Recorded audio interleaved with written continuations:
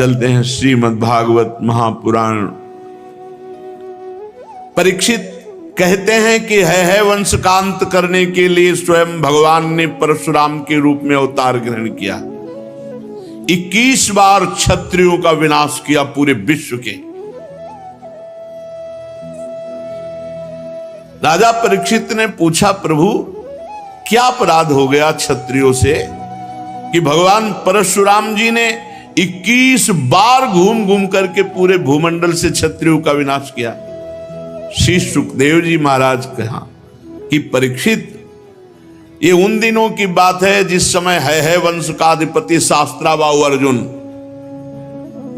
वो एक महान बलवान श्रेष्ठ राजा था और खास बात उसने दत्तात्रेय जी को प्रसन्न कर लिया था, अवधूत शिरोमणि दत्तात्रेय जी, और उनसे 1000 भुजाएं, कभी शत्रु से युद्ध में पराजित ना होना, कभी कोई ऐश्वर्य की कमी ना होना, जो इच्छा करे वो प्राप्त हो जाना, ये सब वरदान प्राप्त किए थे भगवान दत्तात्रेय जी से। अब अबाध बल, अतुल संपत्ति, तेजस्विता, वीर कीर्ति, शारीरिक बल, सब कुछ दत्तात्रेय जी से प्राप्त हो गया था। एक तरह से वो महायोगेश्वर खुद बन गया था दत्तात्रेय जी की कृपा से। शास्त्राबाहु अर्जुन वो ऐसी सिद्धियां जान गया था कि सूक्ष्म से सूक्ष्म, स्थूल से स्थूल वो शरीर धारण कर लेता। बड़ी सिद्धियां उसकी, वो वायु की तरह कहीं भी पहुंच जाता। ऐसी सिद्धियां दत्तात्रेय जी से प्राप्त की। एक बार एक गले में वैजंती माला डालकर और बहुत सी सुंदर स्त्रियों के साथ नर्मदा जी में जल विहार कर रहे थे और उधर रावण नर्मदा के किनारे दिग्विजय करते हुए अपने तंबू लगाए हुए था। तो 500 भुजाएं इधर, 500 भुजाएं इधर, पूरी नर्मदा के जल को रोक दिया शास्त्राबाहु अर्जुन ने। रावण का शिविर डूबने लगा उधर। तो रावण ने पूछा, बिना वर्षा के कैसे बाढ़ आ गई उल्टा? बोले, महाराज एक वीर है जो स्त्रियों के साथ जल में खेल रहा, खेलते खेलते नर्मदा को उल्टा प्रवाहित कर। तो उनका हमसे बड़ा वीर कौन है? रावण बड़े घमंड में गया, अपने को बड़ा वीर मानता था और जाके शास्त्राबाहु अर्जुन से अब वीरता की बातें करने लगा। तो उन स्त्रियों को प्रसन्न करने के लिए खिलवाड़ में तो ऐसे रावण को पकड़ लिया शास्त्राबाहु अर्जुन ने, बंदर के समान एक पिंजड़े में बंद करके, और अपनी राजधानी माहिष्मती ले जा करके जहां घोड़े थे वहां पिंजड़ा रख दिया। पिंजड़े में 10 खोपड़ी वाले रावण को 20 भुजा, 1000 भुजा वाला शास्त्राबाहु अर्जुन, और सब सिद्धियां प्राप्त किए। तब महाराज पुलस्त जी को पता चला कि दिग्विजयी रावण घोड़सार में एक पिंजड़े में बंद है। तब जाके शास्त्राबाहु अर्जुन के सामने गए तो शास्त्राबाहु अर्जुन ने पूजन किया, क्योंकि पुलस्त ऋषि, तो उन्होंने आज्ञा करी कि छोड़ दो, हमारा नाती है। छोड़ दिया रावण को। अब शास्त्राबाहु अर्जुन का अभिमान बढ़ता चला गया, क्योंकि दिग्विजयी रावण जैसे को बंदी बना लिया।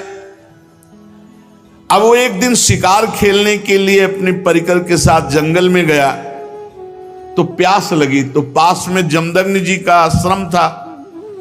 तो जमदग्नि ऋषि के आश्रम में पहुंचे। मुनि ने देखा कि बहुत बड़ा राजा आया हुआ है, तो इसका स्वागत, राजा भगवान का स्वरूप है। अब जंगल में वो एक कंदमूल फल, तो कामधेनु जमदग्नि जी की गाय का नाम था। जो इच्छा करो वो प्रकट कर दे। अब मंत्री, सेना और राजा का स्वागत करना है, तो वैसे ही सेवक, वैसे ही सामग्री, सब व्यवस्था।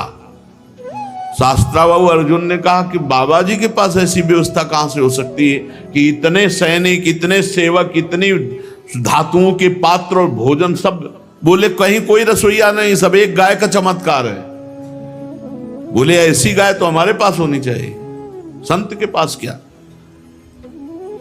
अब जमदग्नि मुनि का ऐश्वर्य कामधेनु से था, तो चिढ़ गया शास्त्राबाहु। जबकि प्रसन्न होना चाहिए कि इतना बढ़िया स्वागत किया। और उसने आदेश किया जमदग्नि ऋषि से कि कामधेनु हमारे सैनिकों को दे दो। जमदग्नि जी ने कहा नहीं, ये तो यज्ञ के हविष्यान्न के लिए, अतिथि सेवा के लिए है। तो कहा मैं एक बार केवल कहता हूं, दोबारा छीन लेता हूं। शास्त्राभाव अर्जुन ने आदेश किया कामधेनु को बंदी बनाकर ले चलो। अब कामधेनु डकराती हुई बलपूर्वक शास्त्राभाव अर्जुन महिष्मतीपुरी ले गए। जब शाम के परशुराम जी आए तो आश्रम सब उजड़ा हुआ। मां से पूछा तो उन्होंने बताया कि सारा का सारा दुष्टता का वृत्तांत शास्त्राभाव अर्जुन है वंशी। भयंकर फरसात हाथ में लिए हुए परशुराम जी जैसे किसी महामत वाले सिंह को कोई दबा नहीं सकता, ऐसे गरजते हुए महिष्मतीपुरी गए। अभी वो मस्ती में था कि प्रवेश ही नहीं कर पाया था कि भगवान परशुराम जी पहुंच गए। परशुराम जी की बड़ी विलक्षण झांकी थी।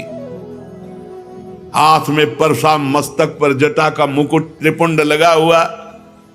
जे भी शास्त्राभाव अर्जुन झपटा, भगवान परशुराम जी ने जो जटाएं सूर्य की तरह चमक रही थी खोल लिया और हाथ में फरसा धारण करके बात की बात में सारी सेना को विध्वंस करके और उसके 1000 भुजाएं जो भगवान अवधूत शिरोमणि दत्तात्रेय जी के द्वारा दी थी सब काट के गिरा दी।